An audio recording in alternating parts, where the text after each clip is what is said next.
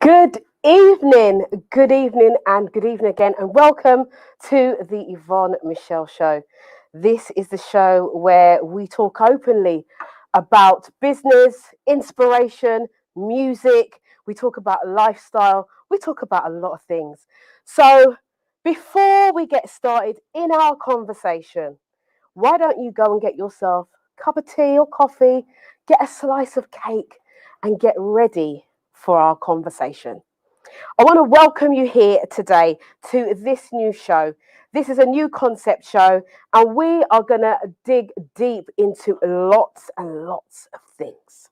So, whilst you're getting yourself relaxed, I am going to introduce my very, very special guest. Now, over the years, as a female, and as a female in business, I look to other females to inspire, to motivate, and really to empower me and other females around me in what they're doing. And I came across this young woman, and I was absolutely blown away by what she has achieved. Not only is she one of the UK's first CEOs of a construction company, but she's also a woman of colour. And so, without further ado, I am going to introduce to you this amazing, incredible woman, and her name is Carol Massey. Carol, welcome to the show. Thank you, Yvonne. So looking forward to this evening, and thank you for inviting me on the show. You are so welcome. I'm so glad that you could be here. So I just want to give you a little insight into the show, because as we go into the show, we're going to have a little segment that we call Coffee Cake and a little bit of conversation. Now, this is where we look at the bakers, the people who make bread, the people who make cakes. And we want you guys to come and send in your samples. If you want to get a little plug of your business, then you can send it to me and we will sample it live on air. And we will also give you an opinion. So really, guys, what you've got to do is make sure when you send your samples, they are the creme de la creme, because we will be honest and open about your product. But if you want to get your product out there to the masses, this is the place for you to do it. So we will have a contact detail, info@yvonnemichele.com, that will come up later on in the show for you to contact me direct. And then we will sample your wares.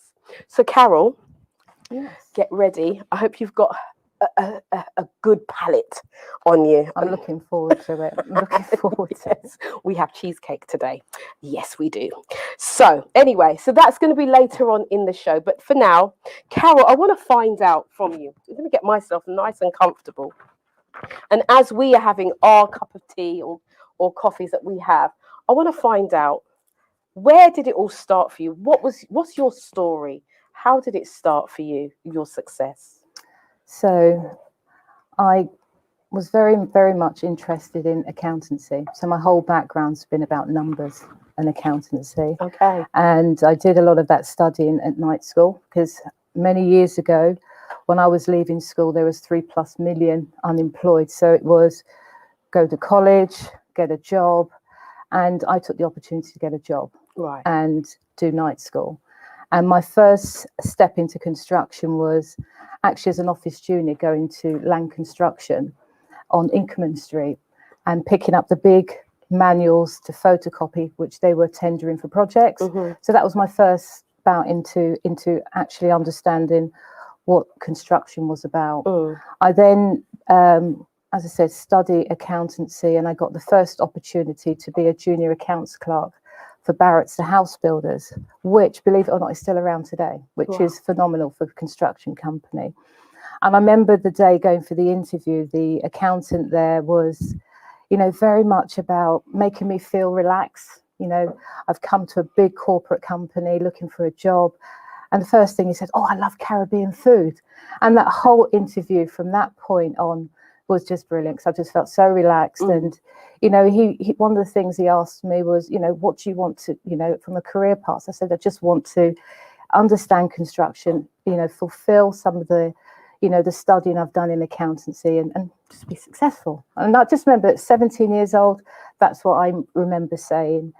And it just evolved from there, Yvonne. I carried on working for the house builder there for about 4 years. I did a stint in London, working for a financier for Allied Dunbar, but construction was in my DNA. Right. And I went for an interview at a construction company, an Irish-based construction company. And I was fortunate, got the job, and I stayed with them for over 15 years. And it was seeing them in small premises to self-purpose built offices in Letchworth. And through that years of transition, I was just intrigued. You know, the guys were going out on site, they were ordering material, they were doing timesheets, and everything was paper-based. Right. And I kept on saying, there's got to be a better way of doing things. So that's when, all right, I put the number inside of my passion, the accountancy, to one side. Yeah. And I thought, there's got to be computer systems that can do this better. And that's when I got into construction technology. Right. And I then was given the task of going out to market, having a look at what construction software was out there. And I did the research, implemented the system, and then the company that I implemented asked me, said, look, would you like to come and work for us? Now, at the time, I'd only just had my last child, and she was very young. And I thought the job would entail traveling around the country. And it just wasn't suited. But, you know, they waited for me for 2 years when my daughter was a lot older. And I took that opportunity to go into that role. And yes, it was hard. You know, people will say that when you're in a job and you're staying in hotels, oh, you live in the life. It's not great, because you go to work and then you're going back to a hotel room where you're just on your own and you're phoning your family at the end of the phone. So that was some of the difficulty. But, you know, fortunate that I have a great husband that, you know, looked after things whilst I was away, that enabled me to, you know, to do what I wanted to do and get me where I am at this moment in time. So that was part of the journey into construction technology. And then a few years ago, so I stayed with that company for, nearly 13 years. And during that role, I identified that I like building relationships. And it wasn't all about, you know, revenue and bringing in sales and numbers. It was about, what can I do to help? And that's where the bigger clients saw that I became a trusted advisor. Right. So I used to go in, understand their challenges, and then, you know, look at whether it's either systems, people, or process, give my recommendations.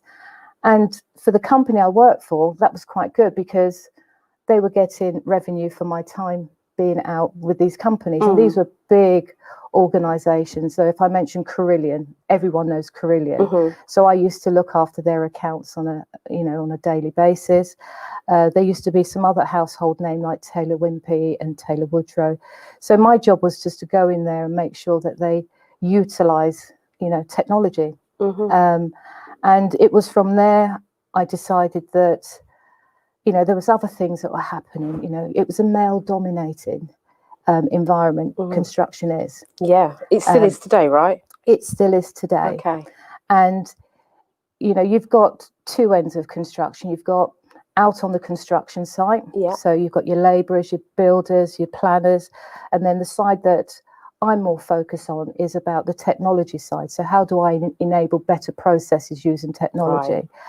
Right. But even still, from that position, it's still male dominated. You've got male salespersons, you've got male account managers, you've got male project managers. So even in that whole world of construction technology, you still had your challenges. And for me, that was a new dynamic to myself, from being in a company where I'd seen a construction company being part of it growing, to then move into a technology where there were people already there, knew about technology. You know, I never written code in my life. Right. All of a sudden, I'm sitting there and I'm having to write, you know, HTML codes and style sheets to integrate two systems to another. I'm like, Lord of mercy, what if I get the code wrong? And, Right. and it was just things that you were just left to get on with. And I think that's one of the things was that, you know, each time I was just left to either sink or swim, if that in that kind of way. You know, you've given the opportunity and it's for you to actually take that opportunity, and that's what I did. And then after I left that company, I went freelance for about 6 months, just, you know, through contacts through the construction sector, went and did a few contracting work. And then this opportunity came up at where I am now. And oh gosh, I remember the Friday evening ringing my husband and saying, I've got 3 choices here, because I got offered a full-time job at somewhere else. I had the opportunity to stay as a contractor. And then this position as the CEO came up. And I was like, what do I do? Oh, what do we do? And he said, let's go away and switch off from it, and you'll make the right decision. And I thought to myself, I've got to give it a go. Who's going to offer me a position like this again? So it was an opportunity of a lifetime. And I just thought, I've got to do this. And I know I can do this. And I've got to give it my best. And you know what it's like. Social media can either make you or break you. It's true. And I remember posting or changing my LinkedIn profile. And I can honestly say that there were some encouraging comments, but there were also some very, very negative comments. Right. And that's a bit that it struck a chord that, okay, there are some people that don't want to see good happen to others or opportunities. And I took that as well, actually, I'm going to rise above that, because this is my stage. This is my opportunity to do something that I feel that I can do and prove people wrong. What was it that made you feel that you could? You know, out of everything that has happened and this major opportunities knocking at your door, it's an open door. You're hearing people say or seeing people say negative things, because many people who are listening will be going through that right now. They will be experiencing things from their friends, even their family, and even their frenemies, as I like to call it. And so what was that thing? What was that one moment that you had to say, do you know what, I'm going to do this? What was it? For me, what it was, it's about resilience, right? The thing is, it's about only you can make you what you want to be. And it's seeing beyond, you know, negatives. I'm a firm believer in, you know, we're brought onto this world to make of what we can do for ourselves. Yes, we can turn to people for support and help and guidance, which is great. But, you know, you get up in the morning, you look in the mirror and you say, well, you know, today's the morning I'm getting up and I'm going to do something that I'm going to make myself happy. Now, not every day, everything you strike a chord at that you're going to do right. You know, we're here, we make mistakes, we learn from it, we move on. So for me, it was all about what the worst can happen. No one's going to kill me. You know, no one's going to say, oh, you've made such a bad job of it. And, you know, there could be things where, you know, again, the negatives, but I was very much about, I can do this. I've got years of experience, you know, I've got good contacts. I understand technology, I understand the sector, and I believe in me. And that's the whole thing. It's about reflecting and looking at yourself and saying, well, you know, what's going to stop you? Only you as a person, if you don't want to go ahead and take those negative thoughts on board, will hold you back. And what's going to happen in a few years' time, you're going to say, wish I didn't. Oh, if only. And I didn't want to be looking back saying, oh, you know what, if I'd taken that role, I could have been here now. Regret is the biggest, I think, regret is the biggest stumbling block that we will have in our lives. You know, we look back on our lives, I wish I would have done this and I wish I would have done that. But actually, we just give ourselves a chance. we actually get to understand our own abilities and just how much we can do. But I want to go back in the conversation to the beginning, because you said that you were like just like an office junior, and I'm, my ears went bing, because I know that there are so many people out there, especially now we're coming out of COVID. There's been so many things said. The government has said this, the government has said that, and people are really feeling insecure. They don't know whether they're coming or going. People have lost their jobs. Yeah. And so now for those people out there who may just be starting out, they may be young, or they might be even older, and they're thinking, oh gosh, now I've lost my job, I've got to start again. You said that you started out as an office junior and you just wanted to just have a job and progress. And that office junior job, fast forward some years, has landed you a position as a CEO of a company. Now, I want to make this clear to the viewers. This is not a CEO of Carol's own company, right? Because we know that we can build our own businesses, and then we can give ourselves the accolade of CEO of our own company. It's easy to do that, right? And not actually function as a CEO. So where Carol is today, she is actually a CEO of someone else's company and is running that company. So this is massive. And I want our viewers to understand just how big this role is. This is not a fly-by-night role. This is the head of the company. And this is what you do. So if you can start as an office junior and then go to the headship, that then says that it's available for everybody else. If you want it. And you've got to want it. And also have a good support system around you. Because you mentioned your husband, you mentioned your children, but you also mentioned that the company before this company waited 2 years. That's like, we don't hear things like that. This is like fairy tale like. So you have to know your worth, your gold, that you are the gold. And this is what I tell my ladies in my academy. You've got to know that you are the gold. When did you know that you had the ability to be a CEO of a company? When did I know? I've always aspired, I used to talk to myself and say, oh, it would be nice. Let's just roll back. It'd be, I just used to see people driving these lovely fancy cars. And I used to think, gosh, I wonder what they do. What do they do to have such lovely cars? Or you drive down the street and you see, oh, a lovely house. And it's not because you're envious, you're just curious, So I've always thought to myself, how can I, through what I know, get to a level that I can say that, I've achieved, something that, I'm passionate about. I love construction. People know me. I just love construction. And it got to the point where to get to be the CEO of an organization and to be said, told that, okay, you're going to be completely responsible, right? There's not a CEO there already.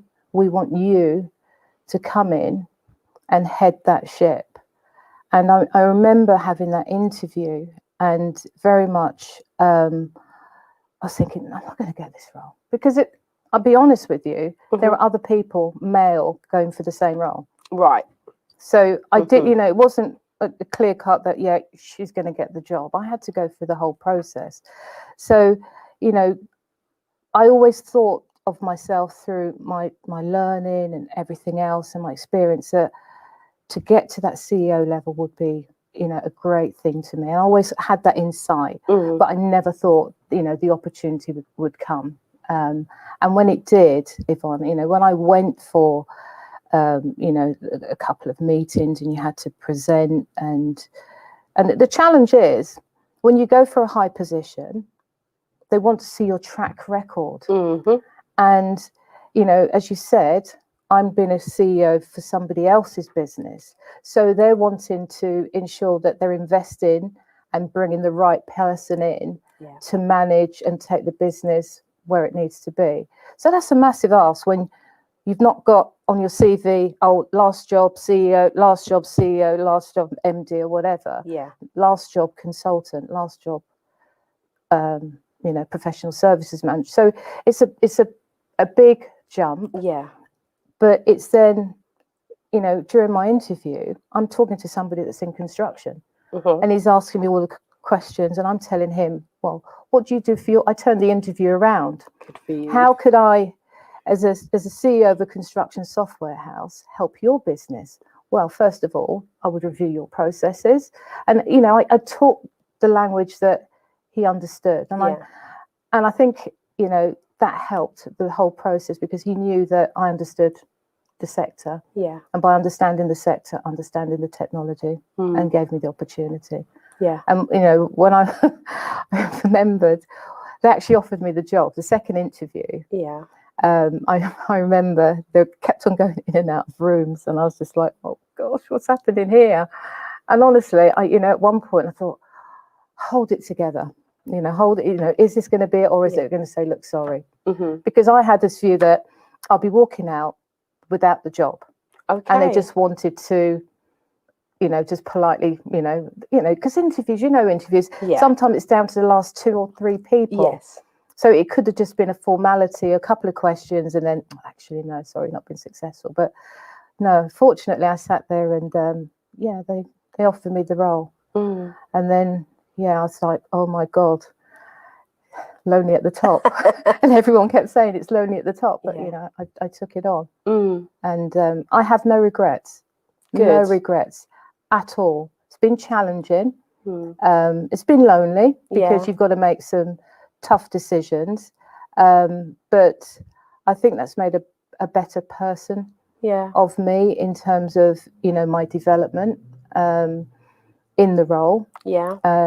I'm a very much of a people person. I like to develop people because there's been, and if I look at my path, as I said to you, there's people that have looked out for me and given me the opportunity. So I'm very much about everyone deserves an opportunity. Yeah, absolutely. And that's how it's been.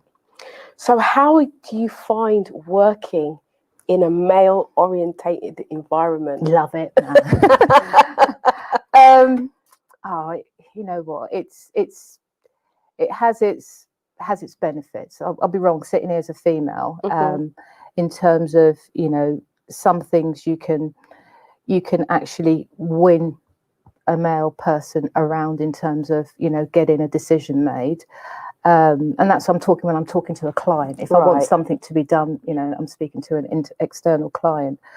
But in terms of working with a predominantly male environment, it has had its challenges. You get your innuendos. It happens out. Banter happens out on site.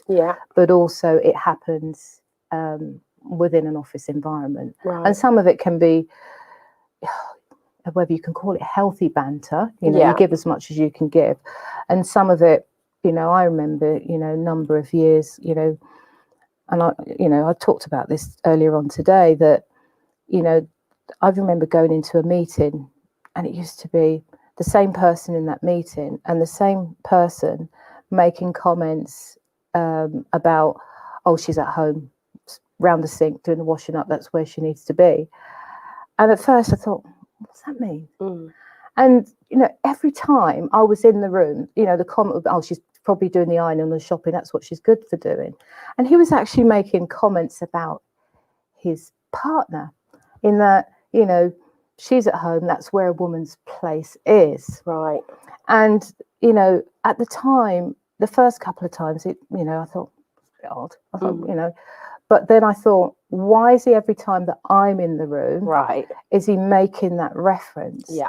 And it just got, and then others would then join in, and they will just have a little male laughter about it. But at the end of the day, I kind of switched off. My focus was that I've put a lot of sacrifices to go to work. I am a mum, and there were times when I wasn't able to pick my children up from school. Yeah. And those are the times that even now, a little bit emotional. Yeah. But I had the support that my mum used to do that, because if I was somewhere else in the country and I couldn't get there, it was a challenge. And you have those guilt trips as a mum or a parent that wants to work. Yeah. And then when your child comes home and said, oh, you miss my assembly, or you miss, and those are the things, that that hurt. And then just to counteract from that, you then think, well, hold on, why are you beating yourself? I'm sure I'm not the only parent that has to go to work. Yeah. But those are the things that do strike a chord. Yeah. And those are the things that people don't see. People will actually look, oh, life must be rosy, it's been an easy journey, but it's not. It does have its its own challenges. Yeah. Challenges from being in a male dominated industry, and I'll tell you, I absolutely love it. I wouldn't change it for the world.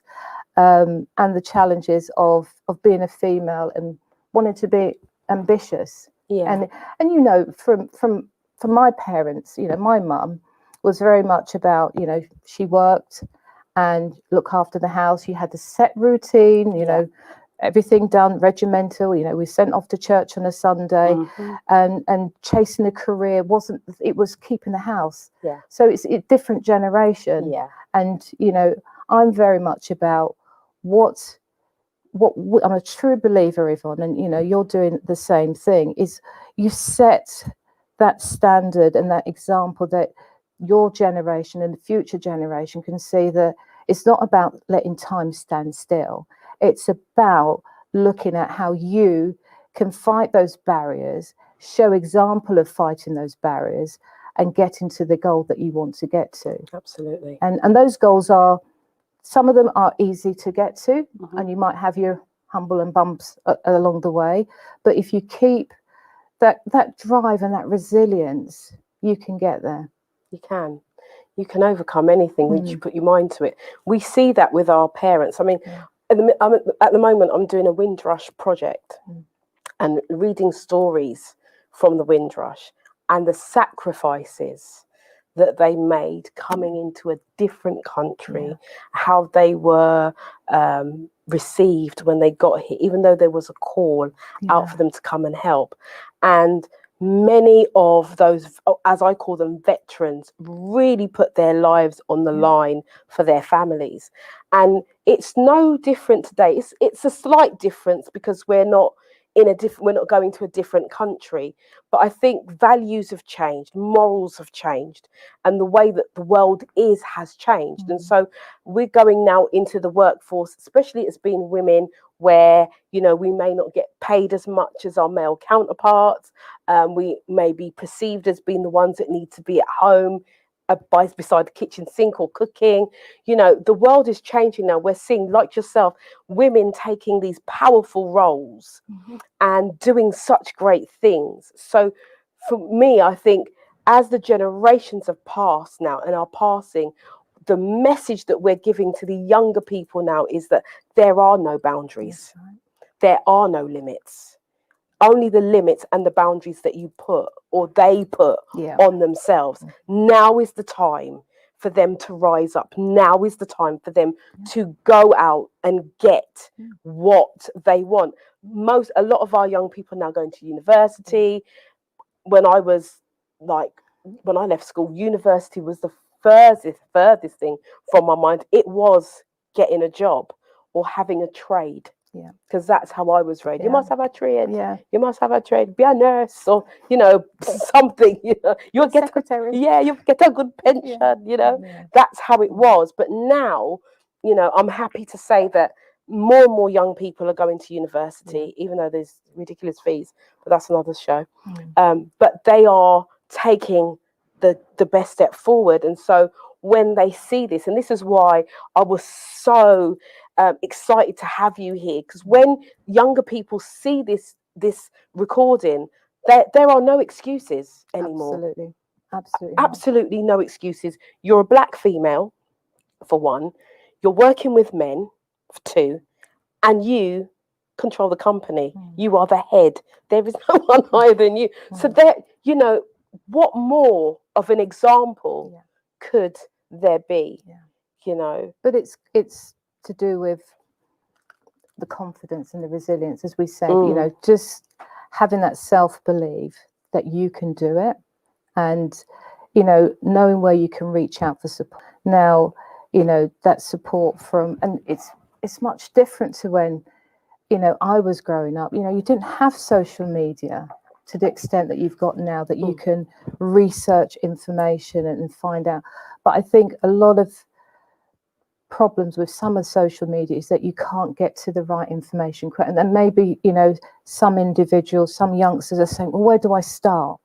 Where do I get the help that I need? And one of the things that, you know, I want to be able to do, and I, you know, I've spoken to a few schools and universities before, you know, COVID, that I'd like to offer my service to go in and speak to young people and let them speak and openly, because that's another challenge, is young people, when they get at that teenage point, they don't feel that they're listened to. And that's the biggest challenge. You know, they always feel that they're getting cut short. They're trying to express, and you know, the hormones are going all over the place, and they don't get out what they want to get out, and then they give up. And they just feel, you know what, and then maybe sometimes if they're not strong enough, they get led to a place where they shouldn't have been led if they had the opportunity to be listened to. And that's where, you know, through, you know, conversations and the things that you're doing is, you know, if we can get, you know, not just young people, there's people of our age, people that have, you know, either been mums and now trying to get their careers going, or want to have a change in career, or, you know, COVID, people have been made redundant, and they're sitting there thinking, oh my God, what do I do next? And they're getting the panic. And that's the panic that you know, oh, I'm going to go and retrain, or go, no, don't try and juggle everything, because you just won't do it. Your mind will just go so boom, where you won't make the right decision. And it's about just taking time out and saying, okay, what do I want to do? There's training courses that you can go on. And I know people need to make money, but you know, there's teaching courses that they're actually, you know, paying you to do teaching. I think that's a great thing to do. Shortage of teachers. There's a shortage of teachers. And just think of all the holidays you get as well. But you need them though. Yeah, you do. You do. Yeah. But there's opportunities. There's opportunities to you know, to progress, and just, you know, don't try. And I was speaking to somebody today. It said, you know, there's some people say, well, I've studied to be an accountant. I'm a great accountant, got that qualification. But then I've done a QS and I'm a good QS, but I can't get a job. And I can't get a job in accounting. Right, I'm going to go and study to be a project manager. And all of a sudden, you know, you say, oh, whoa.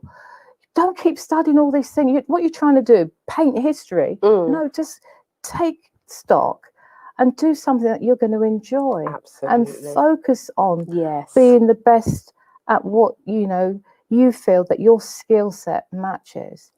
And try and just keep that focus. I mean, over the weekend I've facilitated a course about how to make money while you sleep. Right. And it's all about using your skill set. What do you have in your hand? What is your hobby? What's your side hustle? What is it that you really enjoy doing? Let's look at it and see if you can create an income from it. Because a lot of the skills that we have are transferable, right? So if you're an accountant, you know, you've got some transferable skills that you could still use the numbers, but your role, the job that you do might be slightly different, and you might enjoy it a bit more. So, it, you know, for me, I'm totally agreeing with what you're saying. We have to get to a place where we can look and see what have we got in our hand, what is the skill set, and how can we take that skill set and monetize it. And sometimes, you know, if you've lost your job, sometimes it's not about you going to get a job. Sometimes you're going to have to create your own company. Sometimes you have to be your own rescue. That's what I'm saying. And that's where I'm at now. And this is what I'm encouraging more and more people to do. Be your own rescue now.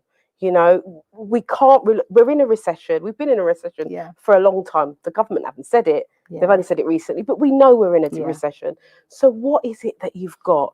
You saw that you had a love for construction, and you went with that love, and you went on a journey, you went on a road trip, and it has brought you to a really great place. So, you know, I just think that this is encouragement for young and middle-aged and the older ones, because I always say you're never too old. Absolutely. You can't write yourself off. Yeah. Never write yourself off. No, never write yourself. And as you said about monetizing, you know, something that you're good at. So, example, if you're good at numbers, well, what's happened? Children haven't been able to go to school. You know, children are the generation of 2020 going to need that extra boost in, you know, their academic subjects. There's an opportunity there if you're able to have the patience, obviously do the necessary, you know, courses to help children. that's it. Yeah, and you know, you can either do that from your home or online or whatever. But there's something that you can do, and you're right. It's about saying, right, what can I do that I can get up every morning and say, oh, that's what I'm going to do. Yeah, you know, I'm good at that. That's what I'm going to do. Yeah, and you know, then the checks comes in. Yeah, and that's it. If you're good at talking, talk. Yeah. If you're good at singing, sing. If you're good at writing, write. Whatever you're good at, just do it and get it out there. Let people see. Don't hide it. Don't hide your gift under a bushel, but let your light shine. That's what I believe. You know, and I think that that's exactly what you've done. And now we're seeing this, and this is why we're doing this show, because what I recognize, especially within our community, that there are many who are doing great work, great things, achieving massive goals, but we don't know about them. We don't know how to contact them. We don't even know they exist. And so when I was like looking to my network, who do I know? You know, and then I started to think about, you know, the type of person that I wanted to be here with me on this show. And then I thought, yes, I'm going to contact you and see where you're at. Why I did that is because we have young people growing up. I've got a young daughter, and I want her to see another female doing it. I've got young men. I've got two boys that are young men. I want them to see, do you know what? It's not just mum that's doing it. There are other females doing it. And this is what I want you to aspire to, and see that when you meet a female who has ambition, don't hold her back. Support her and let her fly, you know, let her find her wings. Because sometimes there are, as females, sometimes we can get into relationships that do hinder. And thank God, you know, you've got a great husband, and so you've been able to fly. But there are some who don't have that luxury. And I want this show to represent and speak to those men as well, who may feel insecure about their partner earning more money than them. But it's not about what your partner earns. It's about what you bring to the table as a couple. Exactly. You know, and I know that some of those things have issues, and people have had issues in their relationships, you know, but you being here shows that it can be done. 100%. Yeah, it shows it's achievable. Absolutely. And it's about a good partnership. At the end of the day, I wouldn't be here, and I wouldn't have got where I have if I didn't have the support. Simple. Yeah, simple as that. I just would not have been able to excel, and you know, that is, you know, that's what it's been for me. And you know, talking about, you know, men have challenges as well. Absolutely. And we want to also, you know, there are men that want to get into the corporate side and climb those ladders, and you know, they have their own challenges to get to it. And we've got to support one another in how we do that. And that self-belief that you can get it. There's a lot of negatives in the media, and you just got to say, well, hold on a minute, I'm not going to be a statistic. I am going to be me. I'm going to do what me does, and I'm going to do what me does well. And that's what the focus has to be. Absolutely. Well, as you've got to this point, we're going to go into our coffee, cake and conversation segment. Now, today we have, in our conversation, we have the luxury of tasting a cheesecake made by Cheesecake to Go. So, without further ado, so this is, I do believe that the all the information will be put up on the screen for how you can get in contact with the person who makes this cheesecake. Now, this is, I'm from Bedfordshire, and I know that you've spent some time in Bedfordshire too. So, and this person who makes Cheesecake to Go is from Bedfordshire. But if you really like something, you will travel for it. Believe me, I will travel for a good plate of food. That's just me. I will travel for a good lemon drizzle cake or a rum cake. Let's put it that way. Right. So we have this cheesecake that has been sent as a sample. So this is for you, Carol, to try it. And as we are doing it, I shall give that to you. This is a lemon meringue cheesecake made by Cheesecake to Go. And so Carol is going to give her verdict of whether it's good to go or not to go. I'll tell you what, I've got a friend that absolutely loves cake, and there.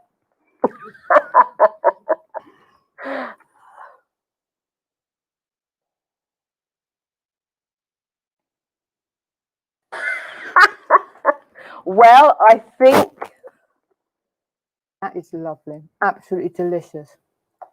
Well, Absolutely. I'll be putting my order in. Okay. It's absolutely delicious. Fantastic. So on a scale of 1 to 10, where 10 is delicious, where would we say that that is? Oh, definitely up there. 10. Wow, we got a 10.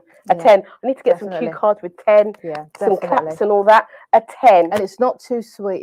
It's just right, because I'm gonna try. I don't like things to be too sweet, and it's just. I'm gonna Try try. it. Just try it. And the lemon just kicks back. Mmm. Mmm. Mmm. Mmm. Oh yes. It's nice, told you. The crunch of the biscuit. Mmm. And the lemon. Oh, the tang of the lemon.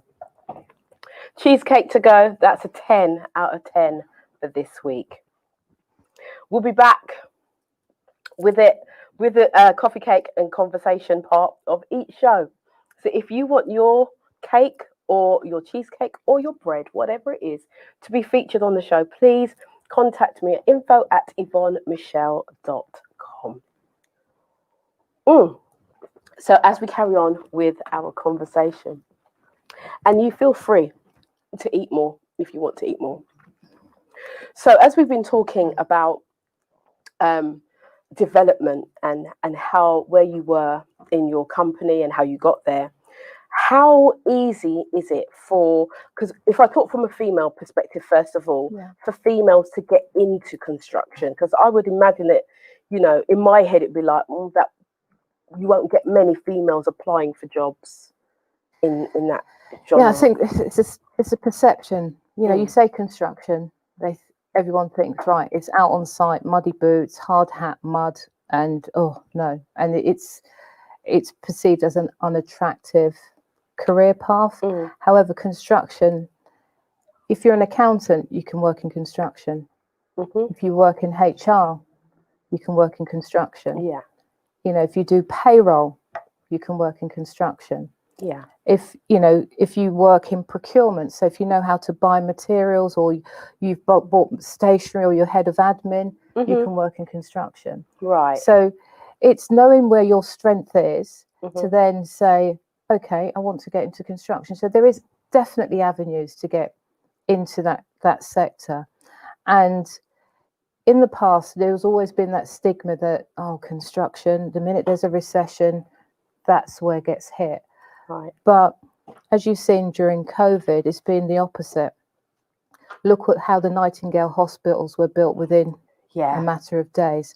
That's where construction pulls together. Houses, shortage of houses, that's where construction has been pulled together. So getting into it is not as difficult as one would expect. If you've got, and it goes back to, where do you see your skill? Are you a numbers person, or do you just want to have a broad knowledge of a process that happens in construction? So there are so many different stages. If I want to tender or estimate a project, so there's this building, it's got bricks, it's got lighting, it's going to take machinery, and you want to help price a building, and you're quite clever on, pulling things together, information. There's a job there that you can do, and you don't have to have, degrees to get into it. You just need to say, well, I want to get in, I want to be interested in it, I want to learn. Yeah. And then you start and you can work yourself into it. And that's, again, that's what I said to you. I want to be able to take away the stigma and that I can't do it. I will never get into construction because it's only people that go to university that has engineering after their names that can get into it. Okay. And it's not about that. No. If you want to, aspire and specialize, then yeah, of course, you go to night school and you can get more information and understanding. Yeah. But there is definitely a way of getting into construction that is not as hard as the perception is. And it is a good sector to be in. Boris is saying build, isn't he? Mm-hmm. So there's investment. We need roads. Yeah.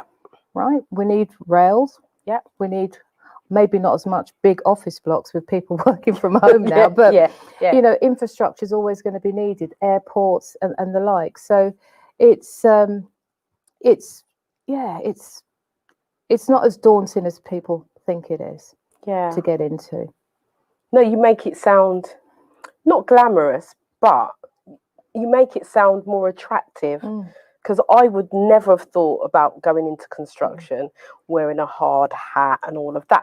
But you do make it look good. We do have a picture. I don't know if we can put that picture up, Carol. With her hard hat. There you go. Bold in business.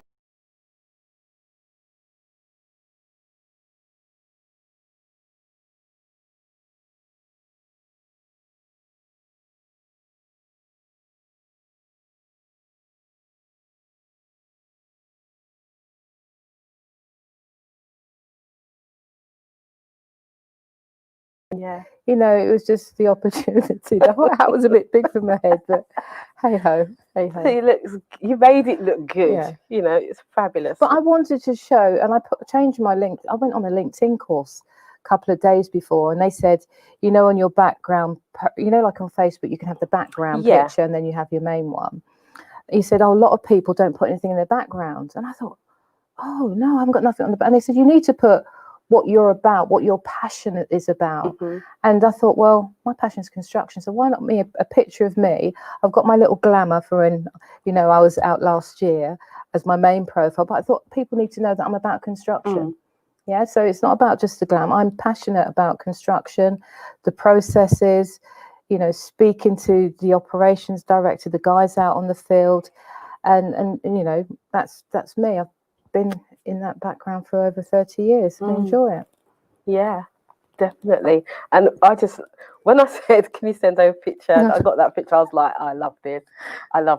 I absolutely love the fact that you're in the hard hat, in the high vis, and you're like, this is me. Because I know you as quite glamorous. You always look absolutely beautiful, as you do this evening, and always look beautiful. And then to see you like with your long hair and the cat, and I'm like, yes, girl, that's what we want to see. You've got to do it. You've got to do it. So yeah, just seeing that picture, and just to say, the other picture, we've done the Icon magazine.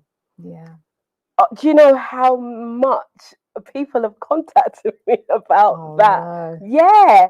So, it was like, oh, well, I might start a magazine. Who knows? Why not? Well, you're an icon yourself, Yvonne. Thank you. You've done so well. No, credit where credit's due. Thank you. It's about we're here embracing successes, and you're a successful lady as well. So thank you for saying that. Definitely. Yeah. So we're, so that's.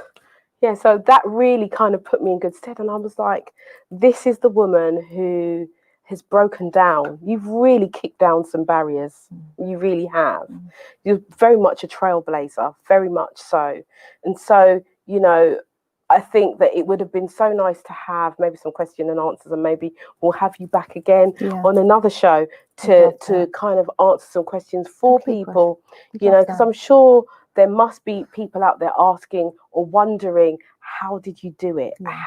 What keeps you motivated? You know, and what does keep you motivated now that you've got the position and you've got to keep the company where it's heading? What keeps you motivated on a day-to-day basis? Being where I am now, it's one of those things you don't want to go back. You look at your journey and you think, well, I'm here now. What else can I do? And once you get to a position where you're happy and you'll know it, you just want to, right, what's next? And, you know, I do a lot of reading, and I do a lot of, I've taken up running again. And I use my exercise as part of my thought process. So when I'm out, I'm thinking and, you know, right, okay, exercising my body as well as my mind, body and soul. And that keeps me going. It really keeps me going. And I'm very challenged. I like to look at, okay, so if I've done this year and we've got this far, what if we, you know, like COVID, we've had to adapt. Our business has had to adapt. I used to have consultants getting in the car, driving to customers' site to deliver training. Well, we've had to adapt. We can't go to customer sites. So we're doing it all by Teams. And it's been brilliant, you know, because you've got the focus, you know, people are more engaging. They know that you're there. And, you know, that's what makes me, you know, passionate, looking at how, again, making changes, adapting changes and monetizing those changes, because by people not going out, it's saving costs. By saving costs, the bottom line is better. And it's that kind of, that's what I get excited about. Great. So that's a tip for people who are thinking, oh, you know, I'm working from home. You know, if we take the focus away from home and they look at the spend and what they're not spending, and that is if you're not, you know, over zealous with Amazon, you know, if you're not, you know, naughty. But if you, you know, kind of manage yourself well, then you can actually have created great savings. Absolutely. Every morning I used to drive past Starbucks and spend £7 a day on Starbucks. Wow. Without realising it. You know, you get into habit. It's a habit. It is. Okay, so you can live by your habits, but then when you change your habits, there's a benefit of changing, right? And the changing in that time, I'm not the only one. Lots of people have realised that all of a sudden they're not going out for that cheeky drink after work because they can't. Or they're not going to go and have that slap-up meal because they couldn't. So what's happened? The money's there in the bank. And then, they then use it on Amazon to buy gadgets that they don't probably need. So it's that vicious circle. Note to self, you don't need it. Exactly. You don't need it. You didn't have it before, so you don't need it. So I think that this whole lockdown, I think if we as people begin to reframe how we think about it, you know, I know that there's a lot of uncertainty. I know that the government don't seem to know what they are doing from one minute to the next. They change their minds like they change socks, I suppose, if they change them that frequently. That's if that is. But I think that if we can reframe the situation and look at what are the benefits, you know, there have been a lot of disadvantages. I know for families being separated from other members of their families and stuff like that. But in terms of where they are, what they think, how they do things in their home, in their business, you know, if you change how you think and you change, even if it's a 2mm shift, the results are going to be different and the results can be better. And that's what we have to think about. And I think in terms of because you sent me a video of you addressing some of the companies that use your software and stuff.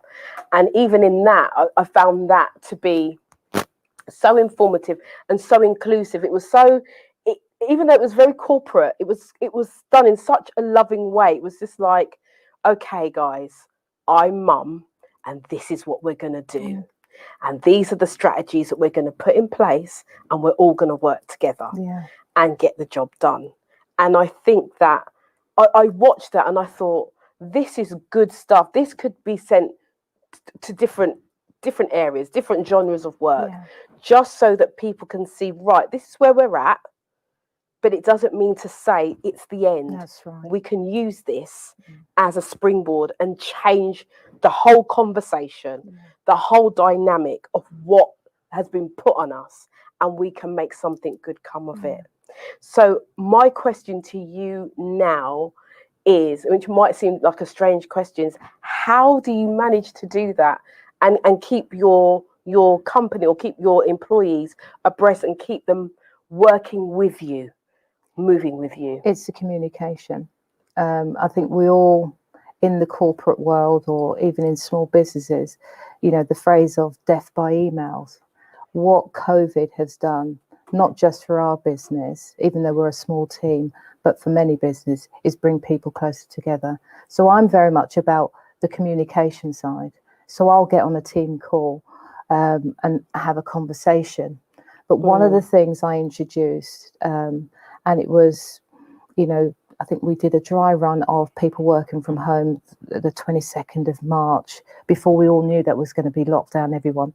And we introduced Teams because we wasn't using it before. We had it, we weren't using it. So we then, as part of that, once everyone was working from home, from that point, every single morning before 9:30, you can set up little chats, and I set up a business chat. And every morning I used to send an email to all the team. Morning team, hope everyone's well. We're in challenging times. Hope you and your family. And it was all about family first, business later. Right. Because you've got to realise that during this time, some people aren't used to working from home. Yeah. People got small children, and all of a sudden the children are at home. Yeah, and they're trying to hold down a corporate job. Yeah. And it was very much about making sure that the ones that were struggling, and I always said, the main thing is take a break, communicate, and hydrate. And those were my last part. In every morning was the same thing, and we were going through that hot period. So it was very much about communicating to my team. And I've always been because it's a small enough company, everyone has a voice. Right. And there is some that previously would just be followers. And, through their reviews, I said, no, you've got some great ideas. Because when I talk to you one-to-one, you tell me some great ideas. Now I want you to take and feel confident that you can share that with the rest of your colleagues. And people have excelled. During this lockdown, people in my team have absolutely, and I'm like, is that the same person? They've now got more confidence and pushed themselves further. And it's that encouragement. And, I'll say that I've got some really, really good people on my team. And without the team, the business wouldn't be where it is. Yeah. And behind every leader, you've got to have a good team behind you, because you can't, yes, I've got the title of a CEO. Yes, that takes responsibility. But it's not saying that, all right, I'm going to get people that, all right, they haven't got the knowledge. I'm going to get people that got even maybe some skills that I haven't got. Yeah. Yeah, because it's about making sure you spread that, skill set right for the business, so you can push the business forward, rather than saying, well, no, I can't have him. He's a bit, going to be too much experience and might be after my job. No. He knows the boundaries, in terms of his skill or her skill. And it's about how it's going to shape the business and move it forward. Brilliant. But communication is key. Because if you don't communicate, and it's like, when you're in, even in home life, if you don't communicate, how are you going to know how other people are feeling? Yeah, absolutely. How? One of my guys, he had one of his mother wasn't well, and he's like, I don't know how to. Can I call it? talk to me. Yeah. What's up? Mm. And he said, I don't know how to say to it. My mum's not, you know, and it's like, talk. I've got a mum. Yeah. Yeah. So Yeah. I can share anything, you know, you can share. And, you know, my door's always there. My door is always have been open for my team to talk. Good. And that's what's going to help, you know, push the business forward. And we're going through adaptation now. Everything's changing. And, you know, as much as I have the great ideas, I want them to be part, because if you don't get people on board, yeah, then it won't happen. Yeah. You know, you don't want to drag people by the hair, kicking and screaming, saying, yeah, my idea is great, you've got to follow it. You want to embrace and, you know, have a bit of a brainstorm and make sure that they put their, you know, value into the idea as well. And that's important, very important. Well, thank you so much, Carol. That tip there, communication, guys, communication is key for any business, for relationships, for wherever you find yourself. Communication is key. I want to thank you, Carol, for joining us. We come to the end of the show. I can't even believe that the time has gone so quickly, but it's been absolutely amazing. Thank you. I thank you for coming, and I would love to invite you back a little bit further down the line, just so, especially once we've kind of had the calm through COVID, just to find out how you're getting on, how the business is growing, and all those lovely things. And maybe we can see some more pictures of you in your hard hat attire. That's been lovely. Thank you so much for having me on the show. You're so keep welcome. Doing what you're doing as well. Thank you. Guys, we will be back again soon with the Yvonne Michele Show. Please do remember to like, share and subscribe to the channels that you are watching on. And also remember to support your local businesses, support the people in your community if you and when you can. But for now, I just want to bid you a good night, stay safe and show love. Ciao.